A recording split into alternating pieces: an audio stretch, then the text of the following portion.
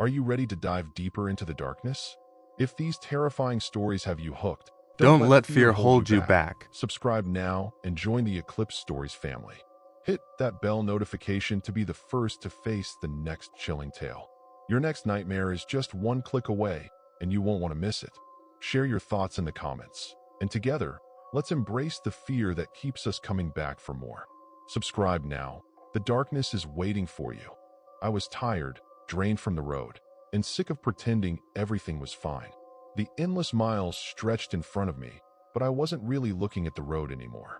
The engine hummed along, and the world outside blurred into shades of brown and gray. It was the kind of tiredness that settled deep in your bones, that kind of exhaustion where sleep didn't even feel like an option anymore. I could feel my mind slipping further into that foggy place where everything becomes a blur. I knew I needed rest, but I wasn't sure I wanted to stop. That was the problem, wasn't it? I didn't know where to go anymore. A glance at the clock showed it was already past midnight. My phone had been buzzing for a while, but I couldn't bring myself to answer. A string of angry messages from home, from friends who were worried, from people who didn't understand. I had left everything behind. My life back there was a mess, and I couldn't seem to fix it. So I kept driving. The sign came out of nowhere, flickering in the distance, almost like a desperate plea for attention. Harbor and Motel. The neon lights flickered like they were about to give out, but there it was. It was a sign, and I took it. I turned off the highway and pulled into the gravel parking lot. The building was old, with a faded, almost ghostly look. The kind of place you pass by without a second thought. But tonight, it was the only thing I could find. A single light above the door buzzed, flickering in time with the sign. I parked under the dim glow, and the silence felt overwhelming. There were no cars in the lot, no movement. It was as if the world had stopped here, waiting for something. I grabbed my bag, stepped out of the car, and walked toward the office. The door creaked open when I pushed it, and a bell rang above my head. It was a tired sound. The man behind the desk didn't even look up at first. He was hunched over, tapping something on his phone. The dim light from the ceiling made him look even older than he probably was. His face was worn, his eyes tired, but he had a strange, unnerving calm about him. "You need a room?" he asked without looking at me. His voice had a hollow tone to it, like he'd said that line 1,000 times before. "Yeah, just for the night," I replied, trying not to show how uneasy I felt. I didn't want to seem like I didn't belong here. He handed me a brass key, its tag worn with age. "Room 12? He said, finally looking up at me. His eyes were hard to read. "Don't go near the back window. It doesn't close right." I nodded, confused. "All right." I took the key and made my way to the room. It was at the far end of the motel, tucked away behind a patch of overgrown bushes. The place was quiet, too quiet. I walked toward the door, the gravel crunching under my shoes, and I couldn't shake the feeling that I was being watched. It wasn't the kind of paranoia I usually felt when I was alone. It was something else, something real. I pushed the door open, and the first thing I noticed was the smell. A mix of mildew and old furniture that had sat in the corner for too long. The room was small and dim, lit by a single lamp on the nightstand. The wallpaper was peeling, the bed looked worn, but at least it had a clean sheet. I dropped my bag on the floor and sat on the bed, the springs creaking beneath me. I was too tired to care. I had no energy to think, to process. I didn't even bother turning on the TV. The quiet was suffocating, but it was also the only thing I could hold on to. I just wanted to sleep. As I lay there, my mind kept drifting back to the mess I had left behind. There were things I should have said, things I shouldn't have done. I knew I was running away from more than just the problems back home. But in that moment, all I wanted was peace. Just a few hours of quiet before I figured out what was next. But it didn't come. The quiet didn't last. I must have dozed off for a little while, because the next thing I knew, I woke up to the sound of something moving outside my door. It wasn't the usual sounds of the wind or the trees. This was different. It was deliberate. Slow. 3 knocks. I froze. Not the kind of knock you get when someone's at the door asking for a favor.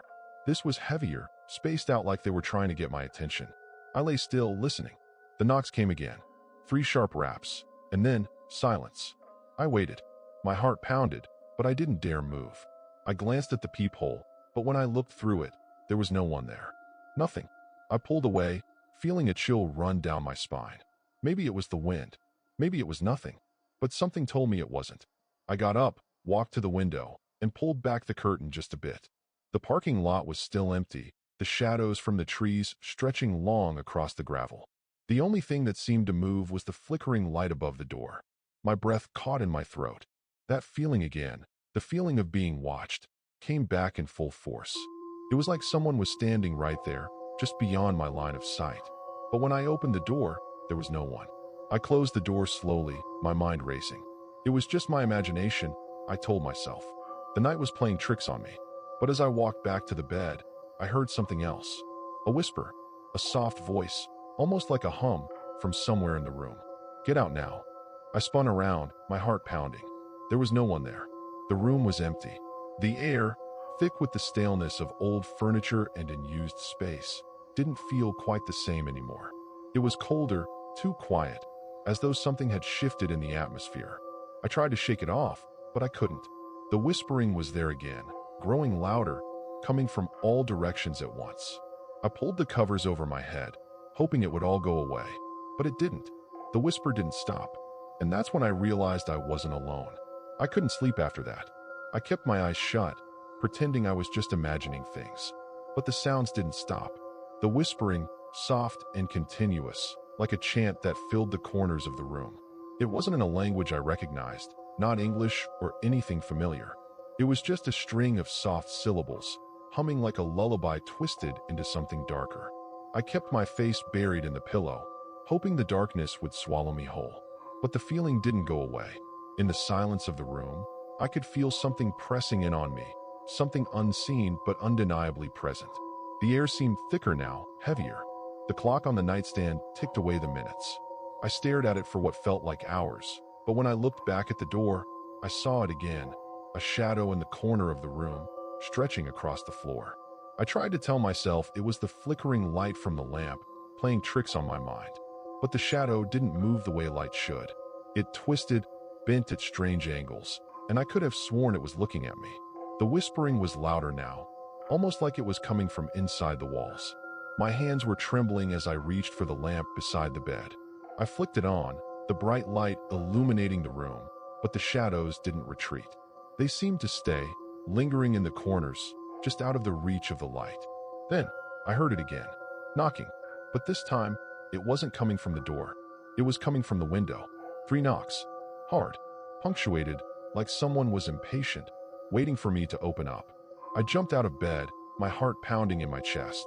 I couldn't move. I stared at the window, waiting for something to happen. The knocks didn't come again, but the room felt colder. My breath came out in short bursts, visible in the dim light, as if the temperature had dropped suddenly. I didn't know what to do. I wasn't supposed to be here. None of this was real. It couldn't be, but something in me knew it was. The place, the shadows, the whispers, this wasn't a dream. It was happening. I walked toward the window, my feet heavy on the floor, and pulled back the curtain just enough to see outside. Nothing. Just the empty parking lot bathed in the flickering light of the neon sign. But then, I saw something that made my stomach twist in knots. A figure. Not standing, not moving. Just there. A shadow among the shadows. Its outline was blurred, like it wasn't quite human, like it was part of the night itself. I stepped back, heart racing, and slammed the curtain shut. I backed away from the window, my hands shaking, my breath coming in short, panicked bursts. My mind was racing with questions. Was I seeing things? Was I imagining all of this? But deep down, I knew. I wasn't alone. The knock came again, this time louder, like someone pounding on the door with their fist. I jumped, my body frozen in place. This wasn't a prank. This wasn't something my tired mind had conjured. This was real. I walked slowly toward the door, my legs unsteady, and pressed my ear against the wood. The knocking had stopped, but I could hear something else now. A voice, a raspy whisper. "Get out." I froze, my blood running cold. It was the same voice from earlier, the one I had heard whispering in the walls. It sounded closer now, as though the person was standing right outside the door. I couldn't breathe. I couldn't move. The room felt like it was closing in on me. The walls seemed to stretch, and the air, once thick, now felt suffocating. I needed to leave. I knew I needed to get out of that room, but I didn't want to open the door. I didn't want to see whatever was on the other side. I turned around, my back to the door, and pressed my hands against my face. What was happening? What had I gotten myself into? Then, I heard a creaking sound, as if the floorboards were shifting, as if something was moving inside the room. I spun around, but the room was empty. There was nothing, but the air was different. The temperature had dropped even further, and my breath came out in clouds. The lights flickered again, casting long shadows across the walls. I backed away from the door, not knowing what to do, but my feet wouldn't move. I was rooted to the spot, paralyzed by the fear that gripped me. It was then that I saw it. A figure, standing in the corner of the room, just out of the light.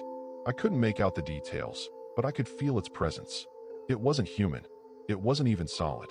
It was more like a shadow, a part of the darkness itself. And it was watching me. I opened my mouth to scream, but no sound came out.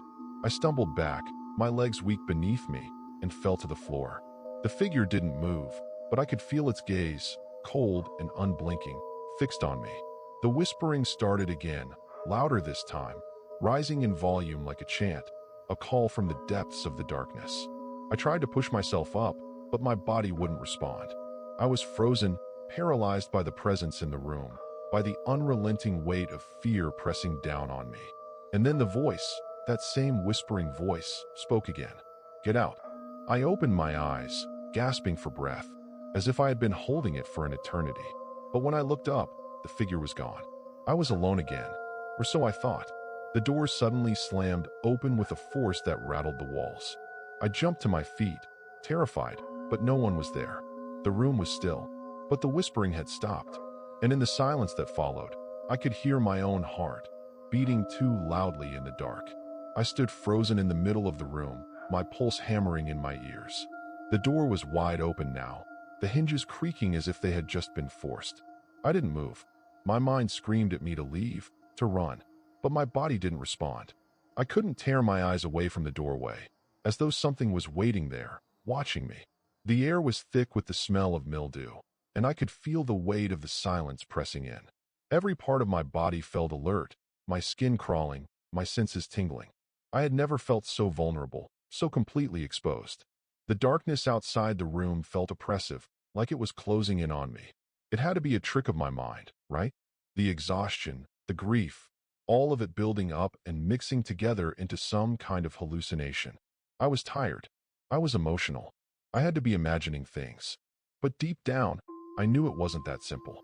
I had felt it, the presence in the room, the oppressive feeling of being watched, the way the air had changed. It wasn't something I could easily shake off. It was too real. I gathered every ounce of courage I had left and slowly approached the open door. I peered out into the dim hallway, but it was empty. The flickering light above me cast long shadows on the walls, and the silence was almost suffocating. I stepped cautiously into the hallway, every sound amplified in the stillness. My heart pounded in my chest, and I fought the urge to turn and run. I had no idea what I was looking for, but I had to know. Something was off about this place, and I couldn't leave without understanding it. I walked down the hallway, glancing over my shoulder with each step. The motel was eerily quiet, the sound of my footsteps the only thing breaking the silence. There was something unsettling about the way the place felt. It was as though the motel itself had been abandoned, but not fully, like it was stuck in some kind of limbo between the living and the dead. When I reached the end of the hallway, I turned and made my way toward the back of the motel.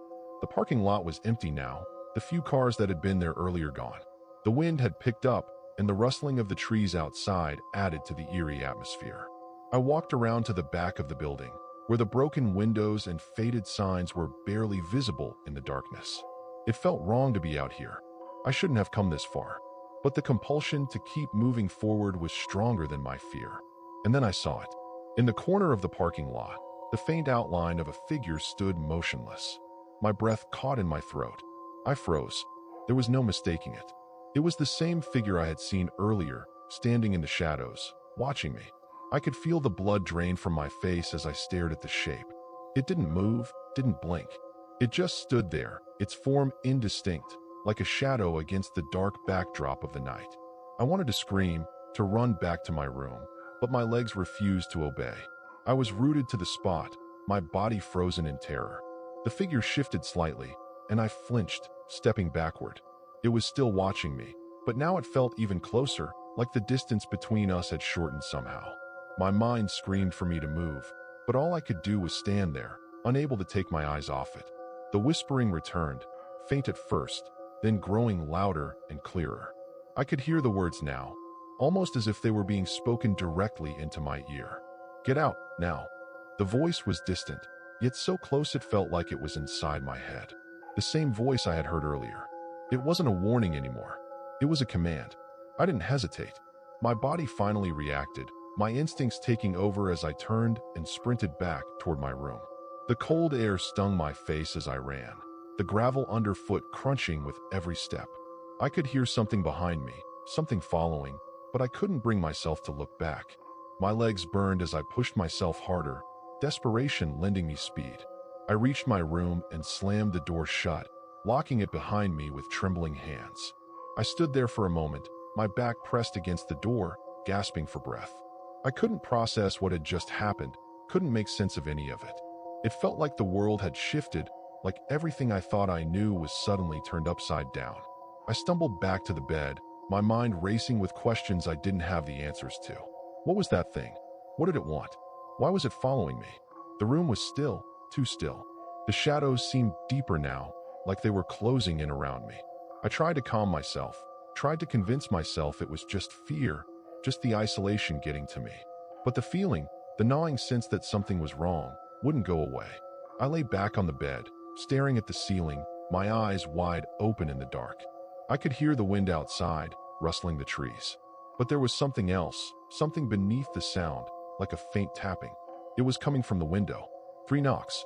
Steady, deliberate, like someone waiting for me to respond. I froze again, my heart pounding in my chest. The room was silent except for that sound. 3 knocks. I couldn't breathe. I couldn't move. The room felt smaller now, the walls closing in around me. I had to get out. I had to leave this place. But where could I go? The tapping came again, louder this time. 3 knocks.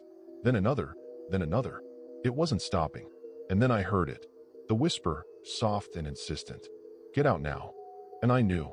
It wasn't a question anymore. It was a warning, a command. I couldn't take it anymore. My body was trembling uncontrollably, every inch of my skin screaming for me to leave, to escape whatever was trying to reach me. But where could I go? I had no way out, no way to stop the onslaught of fear that had consumed me. The room felt like it was closing in, the shadows stretching toward me, pressing down, filling the space with something dark and suffocating. The knocks didn't stop. I pressed my palms against my ears, but the sound still echoed, resonating inside my skull like it was coming from every direction. The voice in my head, the one that had whispered in the walls, was now louder, clearer, urging me to leave, to flee from this place. I couldn't make sense of it. I didn't know if I was dreaming or if I had somehow crossed into a reality where the rules no longer applied. I couldn't think. I had to get out. But when I moved toward the door, I froze. The hallway outside was silent now, still, as if nothing had happened, as if the motel had returned to its normal state. But I couldn't shake the feeling, the gut-wrenching sensation that something was waiting for me on the other side, that I was being lured out, that the door wasn't the way out but the path to something far worse. I took a step back, but the whispering continued, pulling me forward, pushing me toward the door, toward whatever was waiting.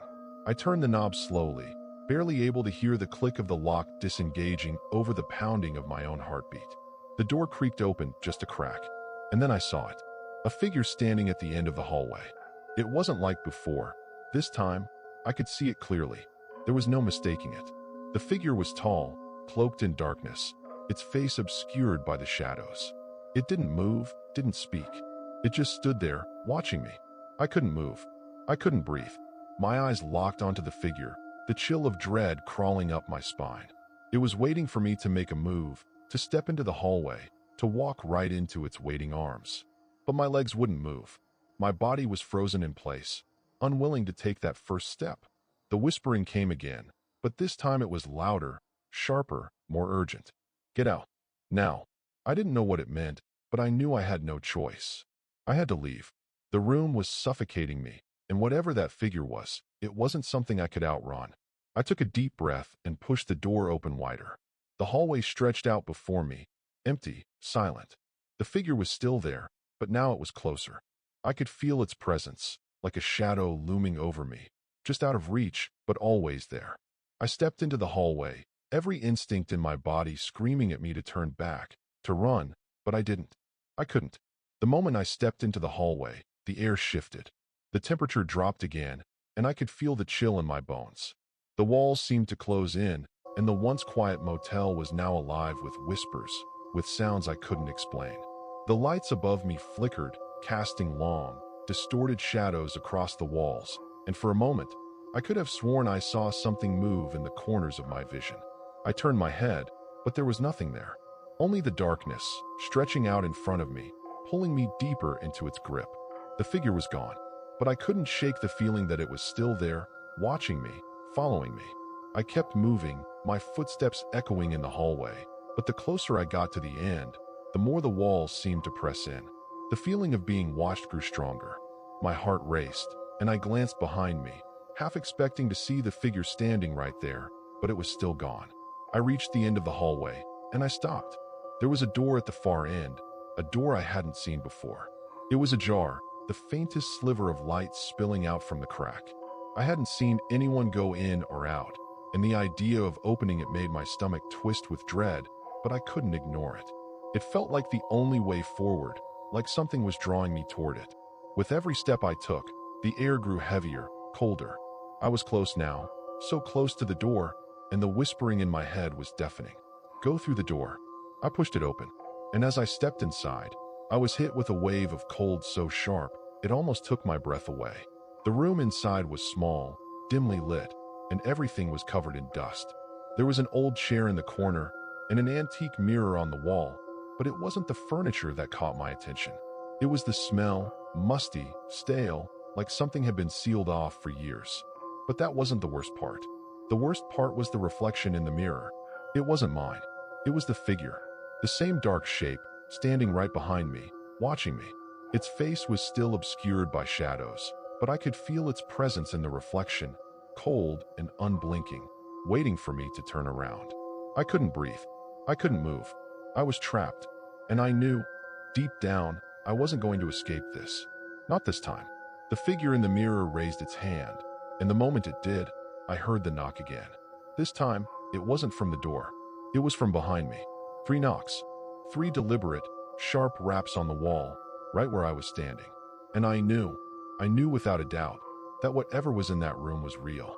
It had been waiting for me all along, that I didn't know how long I stood there, staring at the figure in the mirror. My body was frozen, my mind desperately trying to rationalize what was happening. The knocks on the wall were so loud now, so sharp, like someone hammering at the very core of my sanity. I couldn't move, couldn't even think clearly. My heart raced, but my limbs were useless, heavy as lead, unable to act. The figure in the mirror raised its hand again, and I could feel the air around me shift. It wasn't just cold anymore. It was biting, like the chill of death itself had entered the room. I wanted to scream, but no sound escaped. My throat was tight, constricted, as if the fear had locked it up entirely. And then, without warning, the figure stepped forward.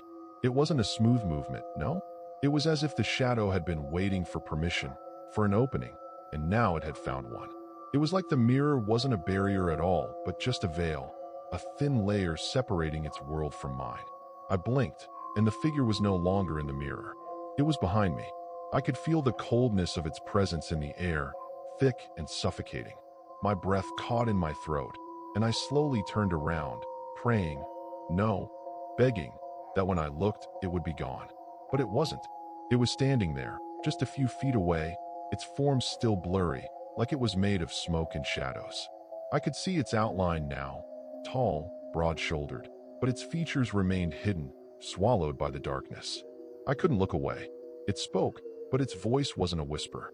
It was clear, sharp, like it was coming from inside my head, tearing through my thoughts. Leave. The command was firm, final. There was no room for argument, no second chance. The figure didn't move, didn't approach, but the way it stood there, so still, so silent, made my body tremble. Leave. Now, it repeated, and this time, I felt the words in my chest, as if they were forcing their way out of me. I had no choice. I had to go. I turned and ran toward the door, but as I did, the lights flickered again, casting long, jagged shadows that seemed to twist and curl around my legs. The hallway outside was dark, far darker than I remembered. The once familiar motel had transformed into something entirely different. The walls seemed to be alive, breathing, pulsing with some kind of malevolent energy. I could feel the weight of it pressing against me, pushing me forward, forcing me to keep moving. I stumbled into the hallway, but the moment I did, the door slammed shut behind me with a deafening bang. The sound echoed in my ears, and I turned to see the same figure standing at the end of the hall, its dark silhouette casting a long shadow in the dim light.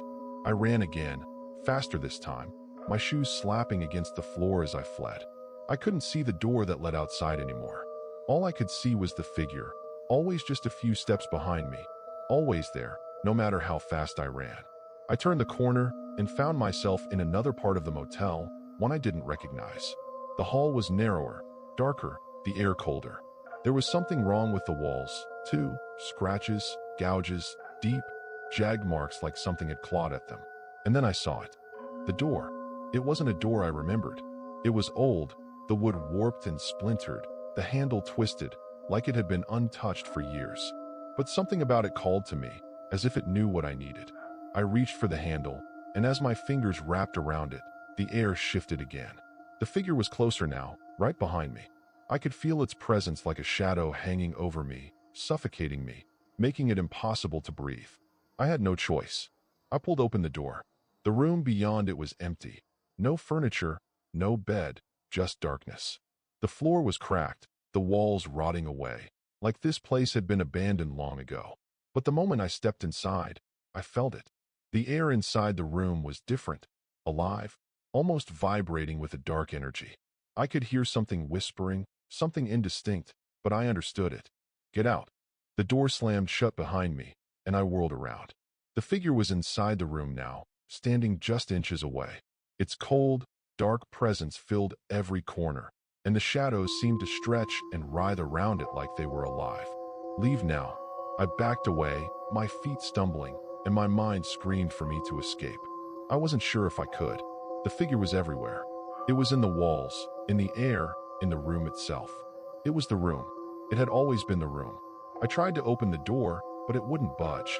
It was locked, sealed shut by something far stronger than any simple lock.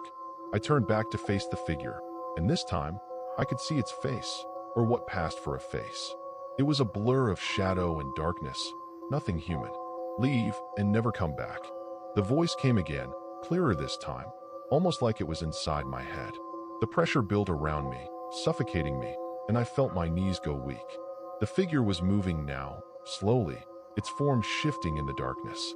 I backed away, but there was nowhere to go. The door was the only way out, but it was no longer just a door. It was a trap, a doorway to something far worse. I had to leave. I had to escape. But as I turned around, I saw something I hadn't noticed before. The walls. They weren't just decaying. They were alive. I could see them shifting, twisting, as if the room itself was growing, expanding, pulling me in deeper. I could hear the whispers again, louder now, almost deafening. They were all around me, coming from the walls, the floor, the air. Get out now. And that's when I realized there was no escape. The room had been waiting for me. I felt the walls closing in, the shadows stretching like hands reaching out to grab me. The whispers became louder, no longer mere sounds, but forceful, pressing against my mind, squeezing out any remaining clarity. I could feel my chest tighten, my breathing shallow, as though the very air in the room was being drained away. The room wasn't just alive. It was alive with something dark, something ancient. It was hungry. I turned around again, the figure still looming there, now closer, its presence filling every corner of the space. Its shape shifted like smoke, its features melting and reforming with every blink. There was no face, no eyes, just darkness. It was like the embodiment of everything I feared, everything I'd been running from. I backed away, my heart hammering in my chest. But my feet wouldn't obey. I was rooted to the spot, trapped in the center of the room, unable to move. The figure didn't speak this time. It didn't need to. Its presence alone was enough to paralyze me. The door behind me. the one I had tried to escape through, was now nothing more than a vague, unreachable memory. The room, once a place of refuge, had turned into a prison, one I couldn't escape from no matter how much I tried to rationalize it. There was no window, no exit. The walls felt like they were closing in, getting closer with every breath, every beat of my heart. The shadows were no longer just on the floor or the walls. They were on me, in me, weaving through my thoughts, filling the empty spaces in my mind. I could hear my pulse in my ears, louder than the whispers. My thoughts were swirling, spinning out of control. I couldn't think straight. I couldn't remember how I had ended up here. It felt like everything around me had turned into a nightmare, one that wasn't going to end. The figure stepped forward, its form shifting, growing more substantial with every movement. My body screamed to run, but I couldn't. I couldn't even move. My limbs were like stone, unable to respond. The whispers grew louder, more urgent, until they were deafening. The words became clear, and it was no longer a command. It was a plea. Leave. Leave this place, or it will never let you go. I finally managed to take a step back, my heart racing, but the figure didn't move. It just stood there, watching, waiting. I needed to get out. I had to find a way to escape. The room was suffocating, the air thick with the smell of decay. I could feel the temperature drop even further, and a cold sweat broke out on my skin. I wasn't just afraid, I was terrified. Every fiber of my being screamed at me to run, to flee from this place, but I couldn't. Then, the air shifted again, and I saw something that made my blood run cold. Behind the figure, behind the shifting darkness, something else began to form. A shape, emerging from the darkness like it was being pulled from the shadows themselves. It was a doorway, a faint outline at first, barely visible in the gloom, but it grew clearer with every second. The doorway seemed to shimmer in the air, a thin slit of light appearing within the shadowed room. And I knew without a doubt that this was the only way out. I didn't understand it. I didn't know what it was, but I had no choice. It was a way out, a way to escape whatever nightmare this was. The figure, still standing in front of me, didn't move, didn't acknowledge the doorway. It was like the doorway didn't exist for it, but it was all I could see now. It was my only hope. I took a tentative step forward. My feet were unsteady, my body shaking with fear. But the doorway was there, so close. I couldn't waste time thinking about it. I had to go. I reached for it, my hand outstretched, desperate to make contact, to find some way out of the prison this room had become. Just as my fingers brushed the edge of the doorway, the figure's voice echoed through the room, a sharp, guttural sound that froze me in place. You can't leave. The words were like a warning, a curse. It was almost too much to bear. The figure's shadow stretched forward, wrapping around me like chains, pulling me back from the door. I tried to fight it, tried to break free, but the shadows clung to me, tightening with every movement. My chest felt heavy, and I gasped for air. The whispers were back, filling my ears with words I couldn't understand, their urgency drowning out everything else. The doorway was still there, but now it seemed farther away, stretching like it was taunting me, pulling just out of reach. I pulled and tugged against the shadows that had bound me, my legs weak and my vision blurring. But it was no use. I was being dragged back into the center of the room, back into the suffocating darkness. And that's when I realized the truth. This room wasn't just a place. It wasn't just a motel room. It was alive. It had always been alive, waiting for someone like me. Waiting for someone who was foolish enough to wander in. Someone who had nowhere else to go. I wasn't just trapped in the room. I was trapped in its grip, its curse. And no matter how hard I tried to run, no matter how fast I moved, the room would always pull me back. I tried to scream, but the words wouldn't come. The air was thick, suffocating. The room felt smaller, the shadows tighter around me. The whispers had stopped, and in their place, a terrible silence fell. A silence so complete, so absolute, that it drowned out everything else. There was nothing now but the dark, the shadows, and the figure standing in front of me, watching, waiting. And in that moment, I knew. I wasn't going anywhere. The room had claimed me. I stood there, locked in place by the figure's presence, unable to move, unable to think. The silence stretched on, suffocating, wrapping around me like a blanket. The shadows seemed to pulse, alive with something darker, something ancient. The air was thick, stifling, as though the room itself was holding its breath, waiting for something. The figure didn't move. It just stood there, watching me with that unsettling, faceless gaze. It wasn't like any living thing I'd ever seen. There was no expression, no recognition, just a cold, unwavering stare that seemed to pierce through me. My skin crawled, and my heart hammered in my chest, but I couldn't bring myself to look away. It felt like an eternity. Every second stretched longer than the one before it. The room, the figure, the shadows, they all seemed to blur together, becoming part of me, part of the weight that pressed against my chest. I was drowning in this dark, oppressive atmosphere, and yet, the figure never spoke again. It didn't need to. Then, just when I thought I might go mad from the silence, the air shifted again. I felt at first a sudden movement in the darkness. A faint ripple, like the room was breathing, exhaling slowly. The shadows began to shift, twisting and writhing in unnatural patterns, as if they were alive. I wanted to scream, to run, but my body wouldn't cooperate. I was paralyzed, trapped in this nightmare, unable to escape. And then, without warning, the walls around me began to change. The once familiar, decaying motel room dissolved into something else. The cracked floorboards, the peeling wallpaper, the bare furniture, they were all fading, disappearing, being replaced by something far worse. The walls stretched outward, turning into something ancient, something old beyond comprehension. The room transformed, becoming a cavern of dark stone, its surface rough and uneven, like the inside of a forgotten tomb. The air grew colder, the whispers louder, until they filled every corner of the space. I felt myself being pulled deeper into it, my feet no longer touching the ground. I was being drawn into the stone, into the darkness that enveloped the room. My body felt weightless, floating as if suspended in midair. I reached out instinctively, but my fingers grasped nothing. The figure was gone, and yet I felt its presence, lingering in the shadows, in the very walls themselves. It was as if the room had become part of me, as if it had taken my essence and woven it into its own. I couldn't breathe, couldn't move, and yet I felt alive in a way I had never felt before, disconnected from everything, as if I was no longer human.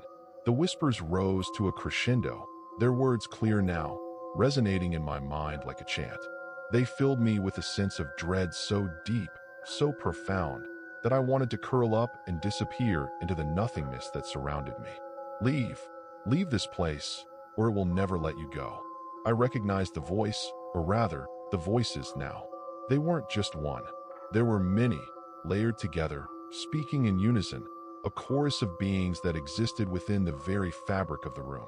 It wasn't just the figure I had seen before. It was the room itself, the motel. The place had a life, a will of its own, and it was calling to me. I could feel it in my bones now, the truth that had been there all along. I wasn't meant to leave. The room had claimed me, and it wasn't going to let go. I tried to fight, tried to push back against the pull, but it was useless. My body felt like it was being torn apart, stretched beyond its limits, as if the room was consuming me from the inside out. The walls closed in again, this time without mercy. The stone was cold and unyielding, pressing against me from all sides, and the whispers became deafening, their words like needles in my mind. Get out. I knew what they were saying. It wasn't a plea, it wasn't a warning. It was a command. The room was telling me to leave, to escape, but it was too late. I understood now, there was no escape. The motel had chosen me, and I was part of it now. I had always been part of it. There was no way out. I felt myself slipping away, my body dissolving into the stone, into the shadows, becoming one with the darkness that had taken root in this cursed place. I couldn't fight it anymore.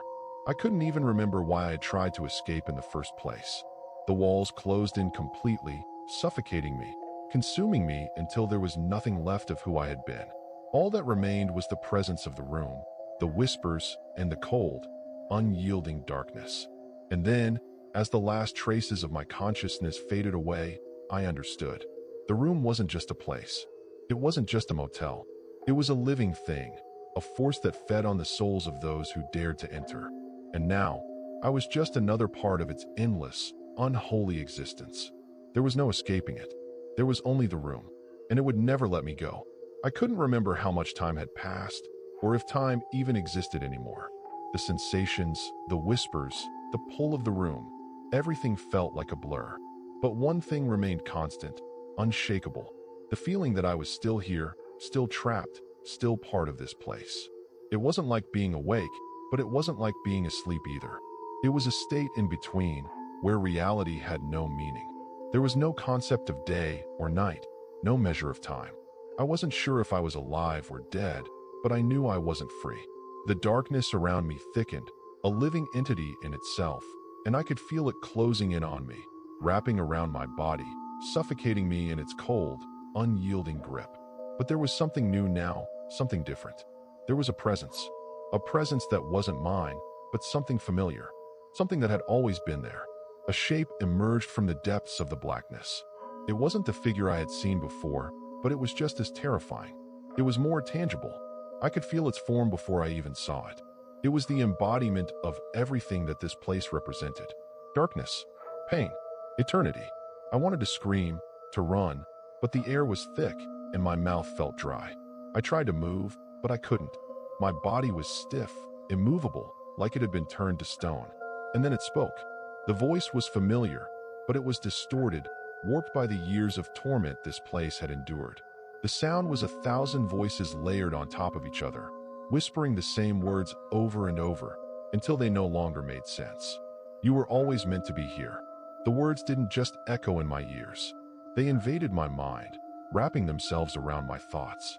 It wasn't just a statement, it was a truth that had been hidden from me, buried beneath layers of fear and confusion. I had always been meant to be here. The room, the figure, the whispers, they weren't random. They weren't the result of some twisted fate.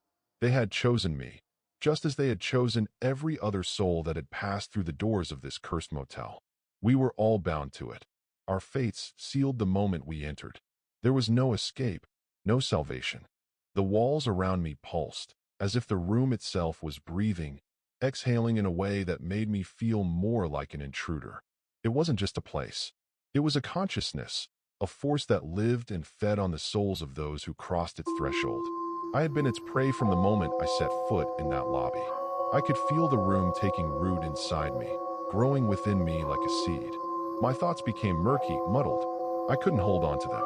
I tried to think of something else, something to anchor myself to reality, but it was like trying to grasp smoke. It slipped through my fingers, dissipating into the darkness. The presence, no, the force, moved closer. I couldn't see it, but I could feel it. It was everywhere, inside me, around me. And it was hungry. My chest tightened as I realized what it wanted. It wasn't just the room that had claimed me. It was everything that came with it. The darkness, the whispers, the eternal cycle of torment. I felt myself fading, slipping further away, but just as I thought I might lose consciousness again, the presence spoke once more. Leave, or become part of it. I didn't know what it meant at first. The words didn't make sense. How could I leave when I was already gone? How could I escape when I had become part of this place? But there was something in the way the words were spoken, something that shook me awake, snapped me back to the horror of my reality. This wasn't just about my body anymore. It was about my soul, my very essence. The room, this thing, was offering me something. It was offering me a choice. I could stay. I could be consumed by it, become part of its eternal grip, its endless hunger. Or I could leave. But how? How could I leave when the very idea of escape had been erased? How could I break free from something that had already consumed me? I wanted to scream, but there was no sound. I wanted to fight, but there was nothing to fight. I was trapped in my own mind, trapped within the room's grip. And yet, in the deepest part of my being, I knew I couldn't give in. I couldn't let it win. The darkness pressed in around me, suffocating me, but I held on.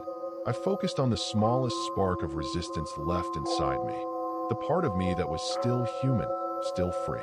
And slowly, despite everything, despite the overwhelming pull of the room, I began to fight back. The whispers grew louder, more insistent, but I refused to listen. I closed my eyes, focusing only on the feeling of my breath, on the rhythm of my heartbeat. I couldn't hear the voices anymore, couldn't feel the pull. I wasn't going to give up. Not yet. The room felt like it was starting to crack, the walls shifting and groaning under the weight of its own existence. I could feel the tension building, the room's power weakening just slightly. But it wasn't enough. Not yet. The force was still there, stronger than ever, pressing in from all sides. And I realized then, this wasn't just a battle for my soul. It was a battle for everything I had ever known, everything I had ever been. The room wanted me, but I wasn't ready to be consumed. I opened my eyes, determined to find a way out, even if I had to tear the room apart to do it. It wasn't just a place. It was a prison, a trap, and I wasn't going to stay. Not anymore. But as I gathered the strength to push forward, the figure, the true figure, appeared once more, standing right before me. And for the first time, I saw its face. It wasn't a face at all. It was the reflection of everything I had ever been. The figure's face wasn't a face at all. It was a distorted mirror, showing me not just my own reflection, but every version of myself that had ever existed. It was my past, my present, and every future I feared could be mine, all tangled up in the same shifting image. There were versions of me that I recognized, times I had been happy, times I had been broken, moments I had forgotten, and some that I wished I could erase forever. But there was something else in the reflection, something I had never seen before. It was the look of someone who had given up, someone who had allowed themselves to be consumed by their own fears and regrets, someone who didn't fight anymore. The darkness behind the figure shifted, forming the walls of the motel, the broken pieces of the room. But this time they seemed different, alive, moving, suffocating. The cracks in the walls widened as if they were trying to swallow me whole. And I understood then, this was more than just a room. It was a manifestation of everything I had avoided, everything I had run from. The figure took a step forward, and I felt a coldness wash over me, deeper than anything I had experienced before. The chill was like being submerged in ice water, freezing me from the inside out. I could feel it creeping through my veins, numbing me, erasing the parts of me that still clung to resistance. The whispers returned, this time clear, sharp. They weren't just in the room. They were inside me, inside my mind, scratching at my thoughts like claws. You can't escape. You're already here. You've always been here. I tried to move, tried to push away from the figure, but I was frozen in place. Every part of me screamed to run, to fight, but my body wouldn't respond. The room was alive, and it had me trapped within its grasp. But I wasn't going to give up. I couldn't. I took a shaky breath, forcing myself to focus on the one thing that had brought me to this point, my will to escape, to not be consumed. There had to be a way out. There had to be something I could do. I wasn't going to let this room be my tomb. I closed my eyes, blocking out the figure's mocking reflection, the whispers, the crushing pressure of the room closing in. I focused on the smallest thing I could hold on to, my breath. It was slow at first, my chest tight, but then, as I concentrated, I began to feel it again, the rhythm of my heart, the life within me. I wasn't going to let this place take me. I wasn't going to let it win. And then, in that moment of clarity, I remembered something. The door, the one I had seen earlier, the one that had seemed like the only way out. It had been there, shimmering, barely visible in the darkness. But it had been real. I had seen it with my own eyes. And I knew that it was my escape. It was the way out. The figure's shadow seemed to stretch toward me, its dark tendrils wrapping around my limbs, trying to pull me back. But I pushed forward, focusing on the door, on the small sliver of light it offered. My legs still felt heavy, my body weighed down by the darkness, but I forced myself to move. Step by step, I stumbled toward the doorway. The figure spoke again, its voice cold, insistent. "You cannot leave." But I didn't listen. I couldn't. I reached for the door, my hand trembling as I grasped the cold handle. The darkness tried to push me away, to drag me back into the room, but I held on, gripping the door with everything I had. I could feel the force of the room pressing against me, but I didn't care. I wasn't going to stay. With a final, desperate push, I turned the handle. The door creaked open, and for the first time since I had arrived, I felt the cold air of the outside world rush in. It was a relief, a breath of fresh air. I could see the parking lot, the empty gravel, the worn-down signs of the motel. The world was still there. It was waiting for me. I stepped through the doorway, my body shaking with exhaustion, with relief. The figure didn't follow me. The room didn't try to pull me back. I had made it. But as I stood there, staring at the empty parking lot, something inside me shifted. The whispers had stopped. The pressure was gone. But I couldn't shake the feeling that the motel had not let me go completely. There was still something inside me, a part of it that had followed me. The room hadn't just consumed me, it had become part of me. I turned to look back at the motel one last time, the shadows of the building looming against the night sky. I didn't know if I had truly escaped, or if I had simply stepped into another part of the same nightmare. But for the first time since I had arrived, I felt a glimmer of hope. The door had opened, and that meant there was still a way out. As I stood in the parking lot, my breath still ragged, I couldn't shake the feeling that I was being watched. The motel behind me, dark and silent, seemed to stretch out into the night, its windows like hollow eyes, empty and void of life. The neon sign buzzed faintly above me, casting a sickly glow on the cracked pavement. It looked so still, so quiet now, almost like it was waiting for me to look away. But I didn't look away. I couldn't. The cold air felt different now, familiar, almost comforting. The tension that had suffocated me inside the motel was gone. But the feeling of being watched remained, a lingering presence just beyond the corner of my mind. I turned to walk toward my car, but each step felt heavier, like something was pulling at my ankles, holding me back. When I reached the car, I hesitated. My hand hovered over the door handle, and I took one last look at the motel. For a brief moment, I thought I saw something move in one of the upstairs windows, a figure standing still in the darkness, watching me. That I told myself it was just my imagination. I had to get out of there. I had to leave before whatever that place had left inside me came back to claim me. But the hesitation lingered, gnawing at me, making me second-guess every decision I'd made. I climbed into the car, slamming the door shut behind me. The engine roared to life, and I drove off, my hands gripping the steering wheel so tightly my knuckles turned white. I didn't look back. I couldn't. The road was empty. I was alone. The night stretched on, but there was still that feeling, still the presence that had clung to me, even though the motel was miles behind me now. It was like a shadow, trailing me, hovering in the back of my mind, reminding me that the escape wasn't really an escape at all. As I drove, I felt something shift inside me, something I couldn't explain. It wasn't just fear or paranoia. It was something deeper, more unsettling. It was as if the room, the motel, had marked me, and no matter how far I drove, no matter how fast I tried to escape, it would never truly let me go. The headlights cut through the darkness, illuminating the road ahead, but the feeling didn't fade. In fact, it grew stronger the farther I went, like the distance between me and the motel was closing, not widening. The shadows on the road seemed to stretch longer, thicker, almost as if they were alive, following me, keeping pace with the car. My hands began to tremble again, the grip on the wheel loosening as I tried to steady myself. I glanced in the rearview mirror, half expecting to see the motel in the distance, still standing, waiting for me to return. But there was nothing. The road stretched ahead, empty, desolate, just the hum of the car's engine and the sound of the tires on asphalt. I looked to the left and right, trying to steady my nerves. But then, in the corner of my eye, I saw it. The reflection. At first, I thought it was just the shadows playing tricks on me. But when I looked again, there it was, clear as day. The motel, just behind me, in the rearview mirror. It wasn't a reflection of the road behind me. It was the motel, just as I had seen it. The lights still flickering, the windows empty, the same sickly glow from the neon sign.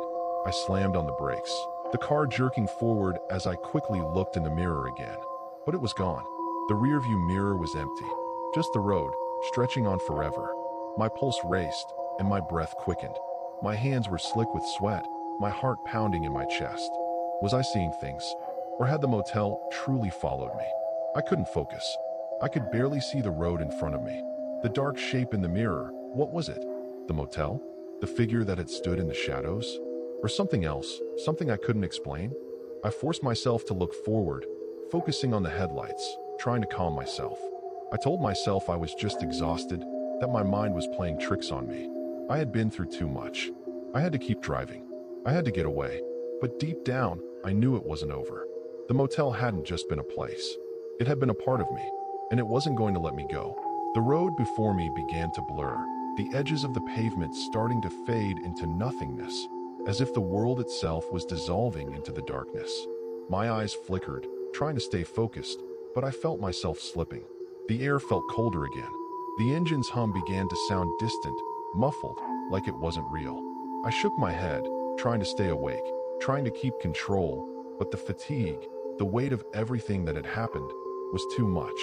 The dark presence in the back of my mind, the one that had followed me, that I couldn't shake, was growing stronger, filling my thoughts, my chest tightening with every breath.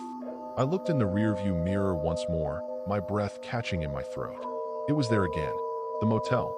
But this time, it wasn't in the mirror. It was on the road ahead of me, standing in the middle of the highway.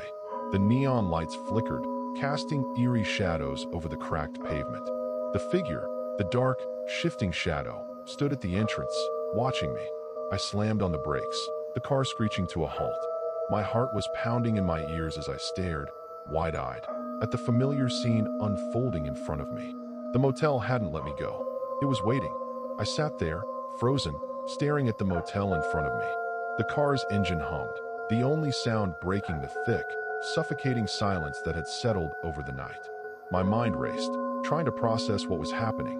How had it come back? How had it found me? The motel stood there, unchanged, just like it had when I first walked in.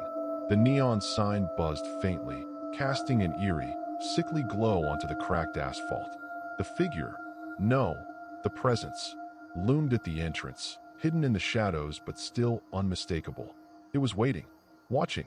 I wanted to scream, to yell at it, but my throat was dry, my voice lost. I couldn't move, couldn't make sense of what I was seeing. The world around me felt like it was collapsing, like the motel had pulled me back into its grip, into its endless cycle of fear and darkness. I looked at the rearview mirror, half expecting to see the same empty road behind me, the one that had led me away from this place. But there was nothing there now, no reflection of the world I had just left behind. The motel was everywhere. It was in the mirror, in the road ahead of me, in my mind.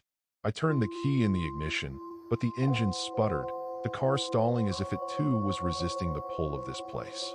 The headlights flickered and dimmed, casting long shadows across the parking lot. And in that moment, I knew there was no escape. The motel wasn't just a place, it was a part of me. It had latched onto me, twisted its way into my soul. There was nowhere left to go. I slammed the car into reverse, my foot pressing hard on the pedal, but the car wouldn't move. It was stuck, as though the road had turned to stone beneath the tires. The shadows seemed to stretch toward me, pulling at the car, at my very body. The figure, the presence, moved slowly toward the car, its form shifting like smoke, but I couldn't tear my eyes away from it. I knew what I had to do. There was only one way out of this. I threw the car into drive and jerked the wheel, turning sharply toward the entrance of the motel. The tires screeched against the pavement as the headlights cast the building in a harsh light. I didn't know if I was running toward it or away from it anymore, but I couldn't stop. Not now. I raced toward the door, my heart pounding, the figure still watching, waiting for me to make the final choice. The air was thick with tension, and the space between the car and the motel door seemed to stretch on forever, the road now a tunnel of dark, suffocating energy. I had one chance, one shot to break free. As I reached the entrance, I slammed the brakes and threw the car into reverse again, desperate to turn around, to escape. But the motel wasn't letting me go. The door that had been opened before was now closed, the building solid, unyielding. The whispers came back, louder this time, no longer soft and distant but sharp, cutting through my mind. Leave, or stay forever. I forced myself to look forward, focusing on the headlights, trying to calm myself. I told myself I was just exhausted, that my mind was playing tricks on me. I had been through too much. I had to keep driving. I had to get away. But deep down, I knew it wasn't over. The motel hadn't just been a place. It had been a part of me, and it wasn't going to let me go. The road before me began to blur, the edges of the pavement starting to fade into nothingness, as if the world itself was dissolving into the darkness. My eyes flickered, trying to stay focused, but I felt myself slipping. The air felt colder again. The engine's hum began to sound distant, muffled, like it wasn't real. I shook my head, trying to stay awake, trying to keep control, but the fatigue, the weight of everything that had happened, was too much. The dark presence in the back of my mind, the one that had followed me, that I couldn't shake, was growing stronger, filling my thoughts, my chest tightening with every breath. I looked in the rearview mirror once more, my breath catching in my throat. It was there again, the motel. But this time, it wasn't in the mirror. It was on the road ahead of me, standing in the middle of the highway. The neon lights flickered, casting eerie shadows over the cracked pavement. The figure, the dark, shifting shadow, stood at the entrance, watching me. I slammed on the brakes, the car screeching to a halt. My heart was pounding in my ears as I stared, wide-eyed, at the familiar scene unfolding in front of me. The motel hadn't let me go. It was waiting. I sat there, frozen, staring at the motel in front of me. The car's engine hummed, the only sound breaking the thick, suffocating silence that had settled over the night. My mind raced, trying to process what was happening. How had it come back? How had it found me?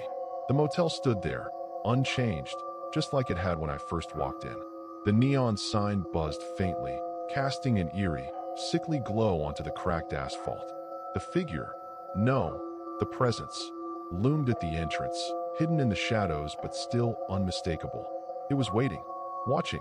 I wanted to scream, to yell at it, but my throat was dry, my voice lost.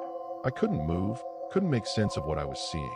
The world around me felt like it was collapsing, like the motel had pulled me back into its grip, into its endless cycle of fear and darkness.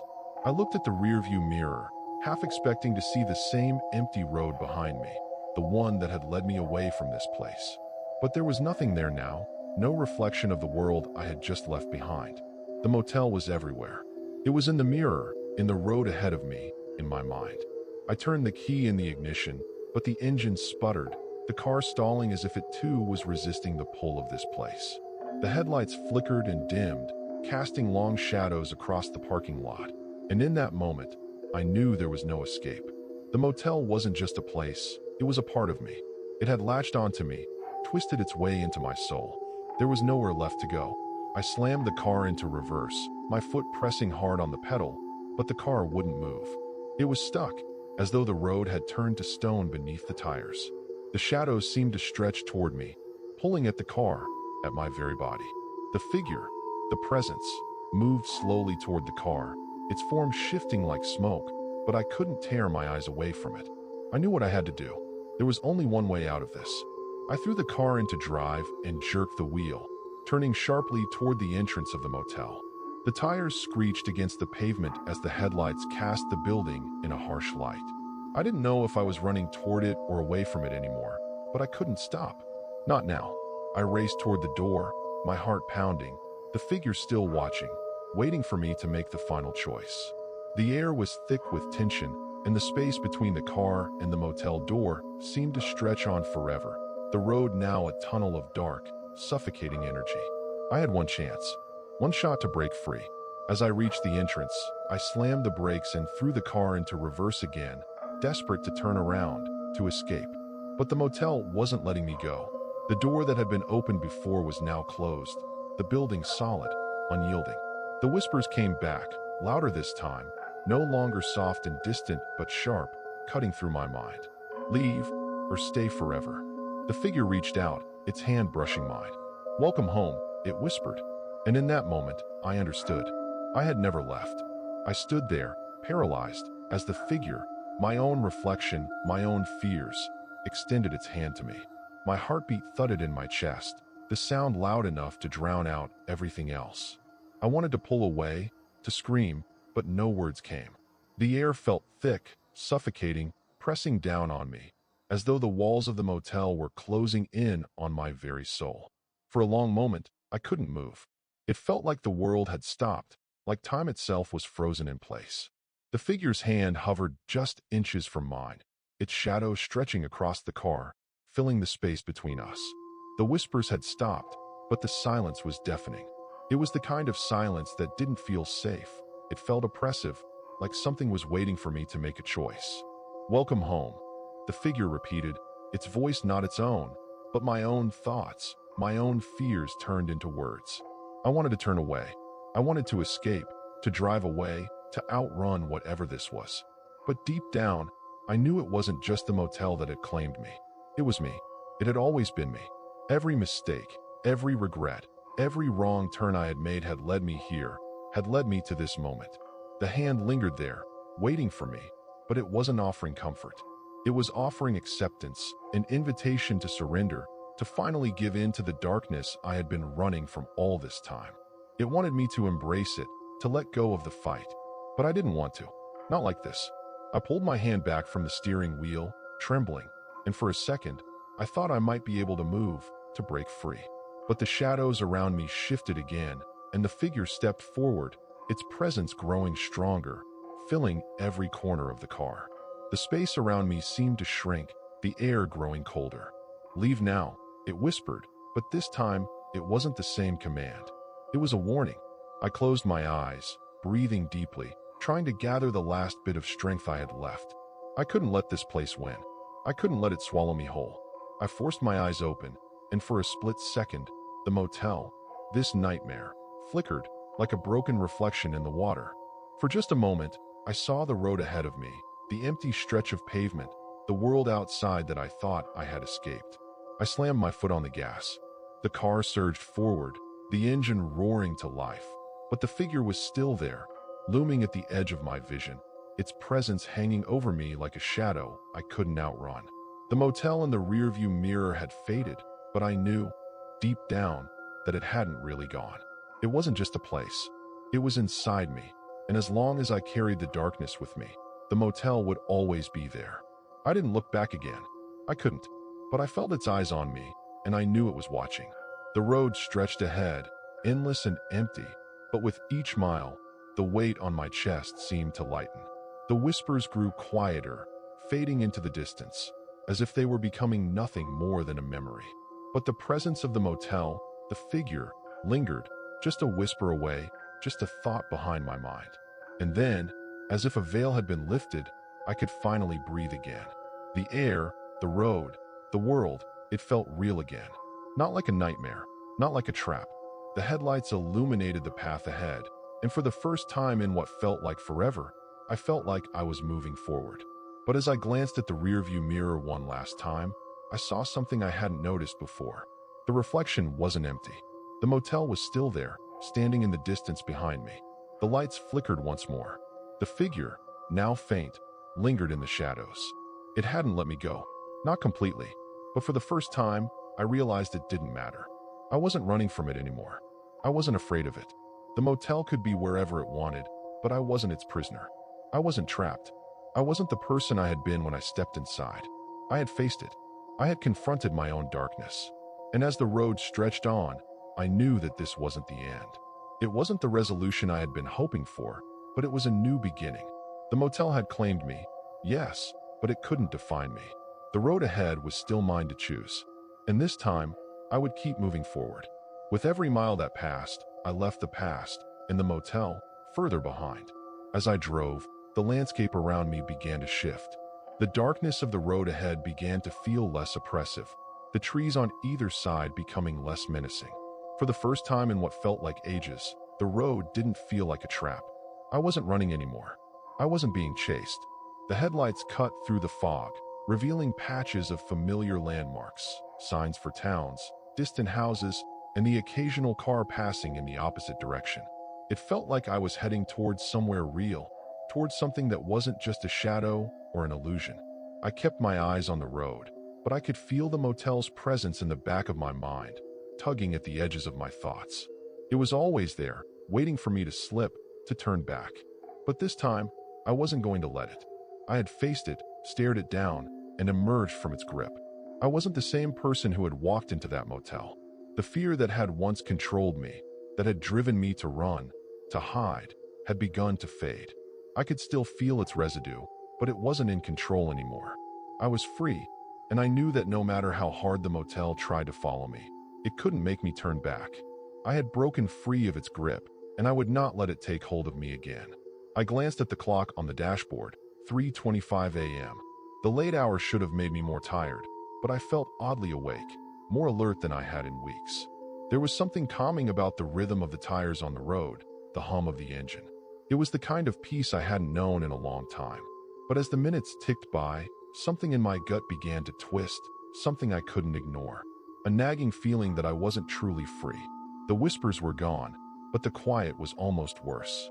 It was too perfect, too still. I shook my head, trying to clear my thoughts. It was just my mind playing tricks on me. I had beaten the motel. I had won. I was moving forward.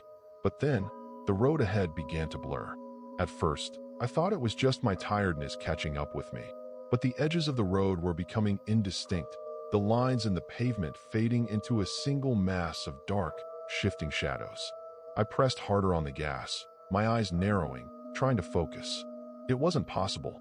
I couldn't be hallucinating again, not after everything I had just gone through. And then, the road stopped. I slammed on the brakes, the car screeching to a halt. There was nothing ahead of me now, just an empty, dark void where the road had once been. The headlights illuminated nothing but the abyss.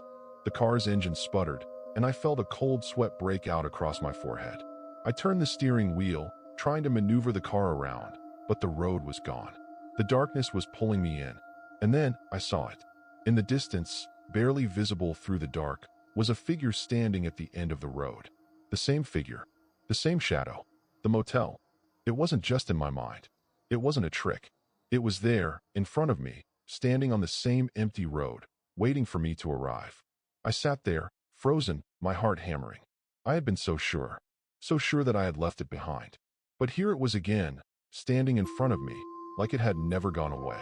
The car's headlights flickered, and the figure seemed to shimmer in the dark, its shape bending in the windless night. But this time, something was different. The motel was not just a place anymore. It wasn't just a building, a room, or a curse. It had become something else, something darker, something tied to my very essence. I wasn't just being drawn back to the motel. It was pulling me towards something deeper, something that I couldn't understand, but could feel deep within me. It wasn't the past that haunted me. It was my own future, my own unresolved fears, doubts, and regrets.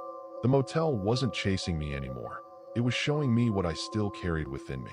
The figure took a step toward the car, its shape flickering in and out of existence, like it was made of smoke. I wanted to get out of the car, to confront it, to face whatever this was once and for all. But I knew I couldn't. I knew it wasn't the motel I needed to face. It was what the motel had awakened in me. The door to the car opened by itself, the faint sound of creaking metal cutting through the silence. I didn't move, my body stiff and unwilling to obey. The figure stepped closer. It was me, my reflection, my fears, my regrets. All of it had been given form, standing in front of me, waiting for me to accept it. I had been running from it for so long. The motel, the dark room, the figure, it had all been part of me, part of what I refused to face.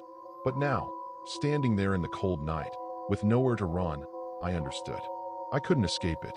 I stepped out of the car, my feet heavy on the gravel, and walked toward the figure. It wasn't the motel that had followed me. It was my own darkness, and it had always been with me. The figure stood silent as I approached. There was no anger, no malice. It was simply waiting for me to see the truth. The motel hadn't claimed me. I had claimed it. I had carried it with me. It wasn't the building. It wasn't the shadows. It was me. I stopped in front of the figure, my reflection staring back at me. And for the first time in a long while, I finally saw myself clearly. The truth wasn't that I had escaped the motel. It was that the motel had never left me. I had to accept it. I had to face it. I took a deep breath, and, for the first time in my life, I embraced it. The figure nodded, and with a final glance, it vanished into the darkness. The motel behind me flickered, then disappeared, as if it had never existed.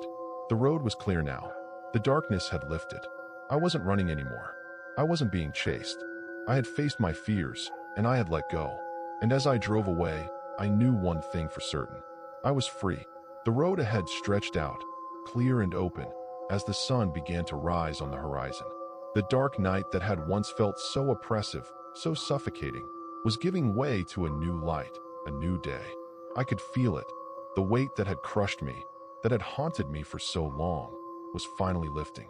The shadows that had followed me were gone, not because they had been banished, but because I had made peace with them. I drove on, the engine humming beneath me, the world outside brightening with every mile. The motel, the figure, the darkness, it had all faded into the distance, not because I had outrun it, but because I had finally understood it. It was never about the motel. It was never about the room or the figure or the whispers. It was about me, about everything I had been running from inside myself. As I drove, I felt a sense of calm wash over me, a peace that I hadn't known in years. I had faced my fears, my regrets, and for the first time in what felt like forever, I didn't feel like I was running. I wasn't running from my past anymore. I wasn't running from the darkness inside me. I had stopped trying to escape it. I had let it go. The miles stretched on, each one a little further from the motel, and each one brought me closer to the truth that had been hiding inside me all along. The only way to escape the darkness was to face it, to accept it, and to make peace with it. I couldn't outrun myself, no matter how hard I tried. But I could learn to live with the parts of me that I had feared, and in doing so, I could finally be free. I drove through small towns and quiet stretches of road, the world outside moving in slow, peaceful waves. The weight that had once seemed so heavy now felt light, almost non-existent. It was like I had shed a layer of myself, the part of me that had clung to the darkness, the fear, and the regret. And somewhere along the way, I began to feel something I hadn't felt in a long time. Hope. For the first time in what felt like forever, I could see the future again. I could see possibilities. I could see life unfolding ahead of me, not as a series of endless roads to escape, but as a path I could choose, a path that was mine. The sun climbed higher in the sky, its golden rays spilling over the land. I could feel the warmth on my skin, and I let it fill me, soaking in the light that had once seemed so distant. I wasn't alone anymore. I wasn't lost. I didn't know where the road would take me next, but for the first time, I didn't need to. I had faced the motel, I had faced myself, and now I was free to live. The journey wasn't over. It had only just begun. But this time, I was no longer running. I was ready to live, and that was enough. As I drove farther, the world seemed to open up before me. The endless road, stretching into the horizon, no longer felt like a trap, but like an invitation, a chance for a new beginning. I could see everything clearly now, the past no longer a looming shadow, but a part of me I had accepted, understood, and made peace with. The motel, the darkness, the whispers, they had been reflections of my own fears, but now they were fading in the rearview mirror, growing smaller with every mile. But even as I moved forward, I couldn't shake the feeling that something still lingered. It wasn't fear, not anymore. It was a quiet knowing, a sense that the journey I had begun wasn't just about leaving the motel behind, but about forging a new path for myself, one that didn't involve running. It was about embracing who I was, flaws and all, and understanding that my past wasn't something to escape, but something to learn from. The sun was fully up now, casting a warm golden light across the road. I could feel the weight of the night lifting from my shoulders, replaced by a lightness I hadn't known in years. The silence in the car was comforting, the only sound being the steady hum of the engine and the wind rushing through the open windows. It was a peaceful kind of solitude, a space where I could finally just breathe without the weight of my own anxieties. I glanced at the dashboard clock. It was still early, and I had no destination in mind. The road stretched ahead, and for the first time in a long while, I felt no urgency, no need to hurry. I could go anywhere. I could stop anywhere. I could start over. But then, as I glanced in the rearview mirror, I saw it. It wasn't the motel, not in the way I expected. It wasn't a shadow or a figure. It was just the road behind me, stretching back into the distance, the same road I had just traveled. And that's when it hit me. I had been so focused on leaving, on running, on escaping what I thought was chasing me. But the truth was, nothing was really chasing me anymore. The motel hadn't followed me. It was behind me, but it wasn't a part of my journey anymore. The past had no power over me unless I allowed it to. It was only in my mind, only in the way I chose to look at it. The realization was simple, but it was profound. The journey isn't about outrunning the past. It's about learning to live with it and not letting it define you. The motel, the darkness, it had been a part of me, yes, but it didn't own me. And now that I had understood that, I was free. I smiled to myself, the first real smile I had felt in a long time. The road ahead wasn't filled with dread or uncertainty. It was just life, plain and simple. And I was ready for it, ready to live it on my own terms. I kept driving, no longer burdened by the need to escape. The miles passed by, each one marking a step in my new journey. A journey that wasn't about running from anything, but about moving forward. For the first time, I felt at peace. I felt alive. And the road, wherever it took me, would always be mine to choose. As I continued down the road, The sense of freedom settled deeper within me. Each mile felt like a gentle release, as if I were peeling away layers of fear and regret with every turn of the tires. There was no pressure to go anywhere, no sense of urgency. The journey had become its own reward. It wasn't about finding an answer or arriving at a destination. It was about living fully and without the weight of my past holding me back. The landscape outside the window shifted from the empty stretch of highway to fields of golden grass, their tips swaying gently in the breeze. I hadn't realized how much I had missed the simplicity of it all, the quiet beauty of the world around me. The trees, the sky, the open space. They felt like a reminder that life was still full of possibilities, that I was still a part of something bigger, something real. I passed through small towns, sleepy little places where time seemed to slow down. People waved as I drove by, their lives moving at a rhythm that felt so different from the frantic pace I had been living at for so long. I smiled and waved back, not out of habit, but because it felt right. It felt human. I stopped at a small diner on the outskirts of one town, the kind of place where the windows fogged up from the inside and the scent of coffee filled the air. I sat at the counter, ordered a simple breakfast, pancakes, eggs, bacon, and watched the world outside pass by. There was something grounding about the experience.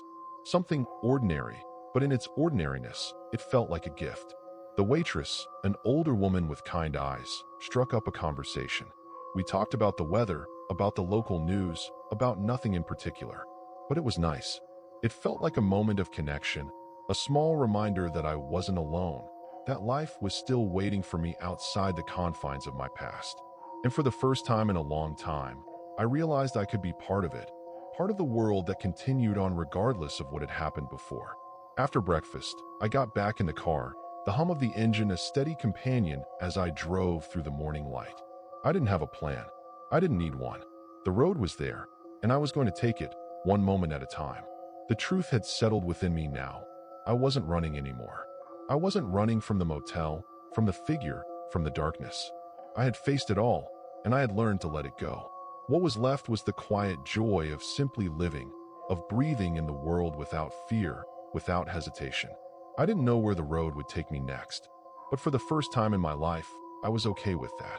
I didn't need to know. I just needed to keep moving forward, one step at a time, 1 mile at a time. As the sun climbed higher, casting a warm glow over the landscape, I glanced in the rearview mirror one last time.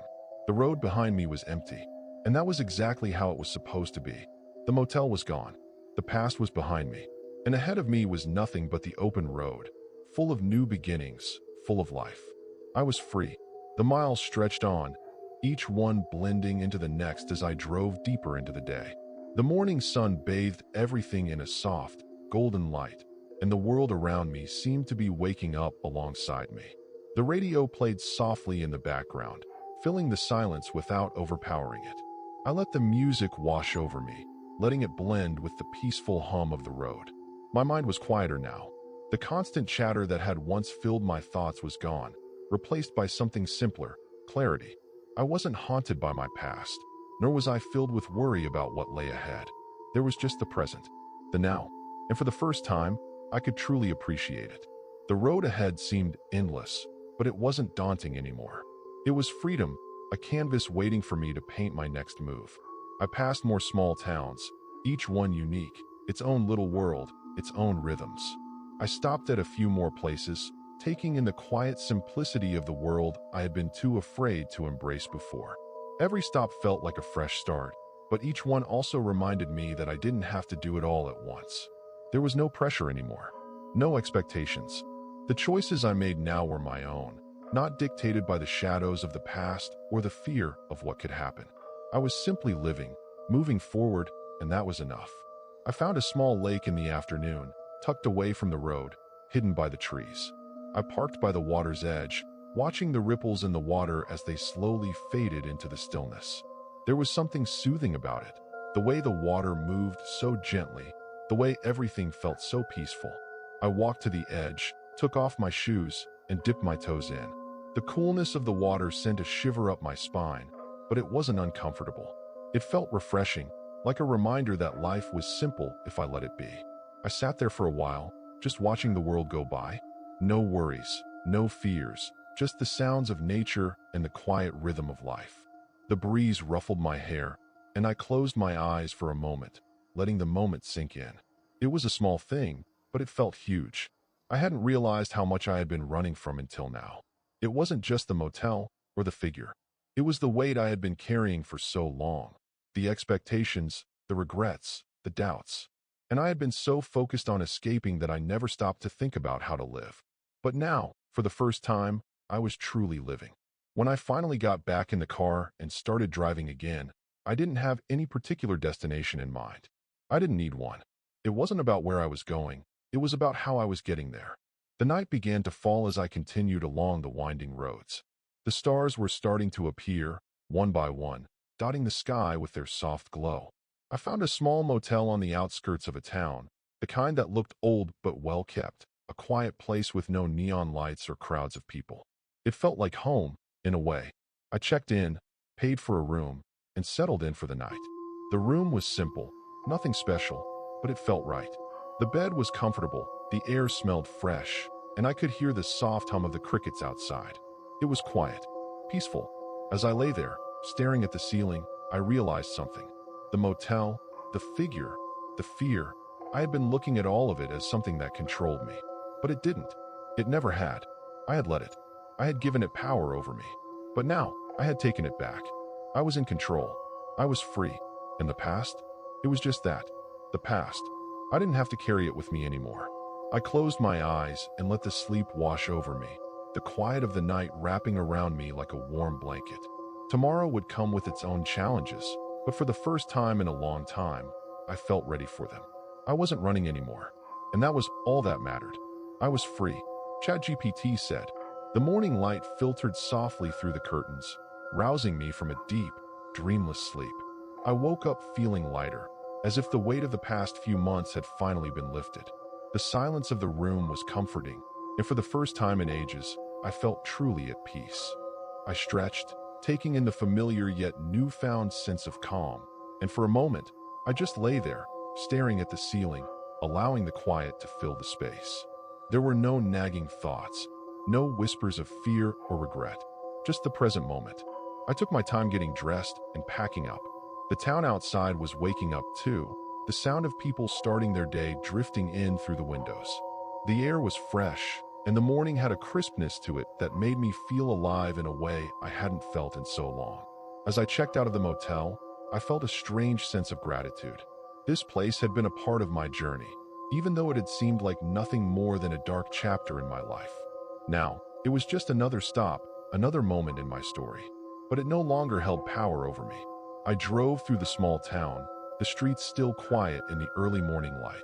I passed a small cafe and decided to stop for breakfast. Inside, the smell of fresh coffee and pastries filled the air. It was warm and inviting, the kind of place where the morning felt like it was unfolding just for you. I sat by the window, sipping coffee and watching the world go by. The people in the cafe were going about their day, talking, laughing, enjoying their breakfast.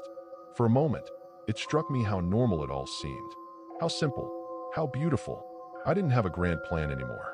I wasn't chasing anything. I was just living, experiencing the small moments, the fleeting interactions that made life what it was. There was a freedom in that, a freedom I hadn't known until now. As I finished my coffee, I paid the bill and stepped back out into the world, my footsteps light as I walked toward the car. The road ahead was still open, and it felt like I was stepping into a new chapter, one where I was no longer shackled by the past. I didn't know what the future held, and for the first time, I was okay with that. I had learned that it didn't matter as long as I kept moving forward. The road would show me where I needed to go.